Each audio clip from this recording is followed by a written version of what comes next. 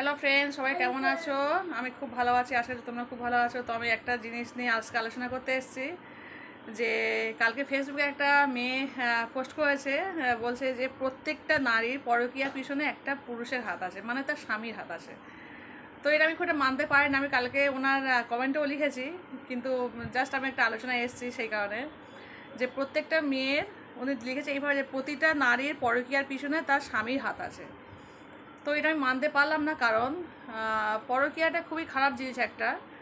মানে পরকীয়া বলতে কী বোঝাচ্ছে, না বিয়ের পরে স্বামী ছাড়া অন্য পুরুষের সঙ্গে যেটা করা হয়, মানে সম্পর্ক যাকে বলা হয়। তো যাই হোক, এটা এই কারণে মানতে পারলাম না। পরকীয়াটা একটা ক্যারেক্টারের ব্যাপার, এখানে স্বামীর কোনো হাত থাকে না।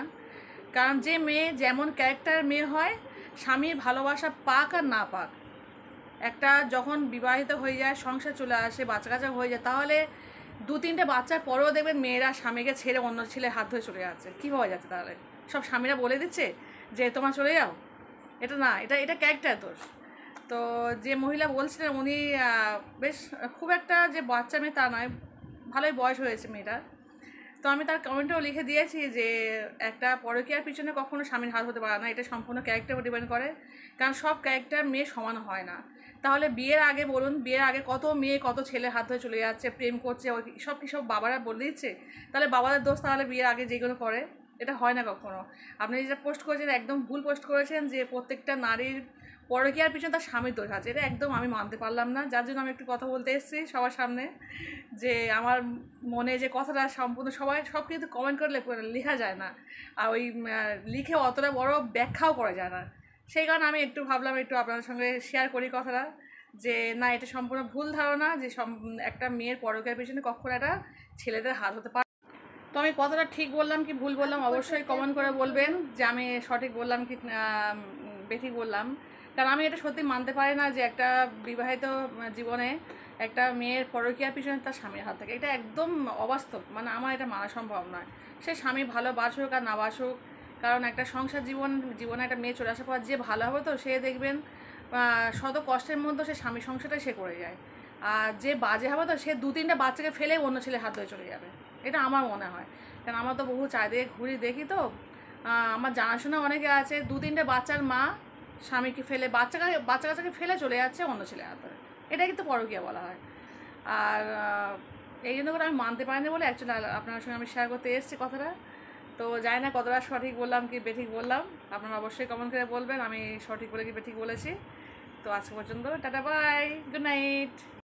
তো অ্যাকচুয়ালি আমাদের মেয়েদের একটা খুব বাজে বৈশিষ্ট্য কী বলুন তো, আমরা নিজেরা ভুল করলে সেটা কারো ঘাড়ে চাপানোর চেষ্টা করি। তো ভুলটা করছি আমি, বেচারা স্বামীর উপরে ঘাড়ে চাপিয়ে দিয়ে আমি অন্য ছেলের হাতে চলে যাচ্ছি।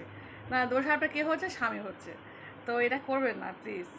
ভুলটা আপনি করছেন, আপনি মাথা পেতে নিন না, কেন স্বামীকে ঘাড়ে চালিয়ে দিচ্ছেন জিনিসটা? সে বেচারা বেচারা, তার বউ চলে যাচ্ছে, মাঝখান থেকে সে উল্টে দোষারটাও নিয়ে এসে যে তার জন্য বউটা অন্য জায়গায় চলে যাচ্ছে। এটা করবে না, সব জিনিসটা ছেড়ে দেবো, দোষ দিলে হয় না। নিজের ক্যারেক্টার দোষটা নিজে একটু নিন না, অন্যকে কেন দিচ্ছেন? নিজের ক্যারেক্টার সমস্যা নিজের কাছে রাখুন, অন্যের কাছে দেবেন না। কারণ আপনার স্বামী যথেষ্ট ভালো, সেই কারণেই তো আপনি এই কাজটা করতে পারলেন। যেসব ছেলেরা খুব ভালো হয়, গোবেচারা হয়, তাদের বউরাই অন্য পরকীয়ায় চলে যায়। আর যারা একটু ডাং পিটের মতো ছেলে, তাদের বউ ঠিক থাকে, একদম উঠবে তো উঠবে, বসবে তো বসবে। আর যেসব ওই যত ভোলা ভালা ছেলেরা আছে, ওদের বউরাই পরকীয়ায় চলে যায়। যত মানে সাদা শীতে যত ছেলে আছে, কারণ ওরা তো বাধা নিষেধ করতে পারে না, বলতে পারে না কিছু, বউ যা বলে তাই শোনে, আর বউ যা করে তাই করে।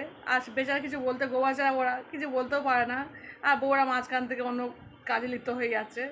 তো সেই কারণে কারো দোষ দেওয়ার আগে নিজের একটু ভাবনা চিন্তা করবেন, নিজের ক্যারেক্টার তো নিজে রাখার চেষ্টা করো, অন্যের ঘাড়ে দেবেন না। তো এটাই বলার জন্য এসেছিলাম। জানি না কেমন বলেছি, ভালো লাগলে অবশ্যই লাইক, কমেন্ট অ্যান্ড শেয়ার। তো আজকে এই পর্যন্ত, টাটা, বাই, গুড নাইট।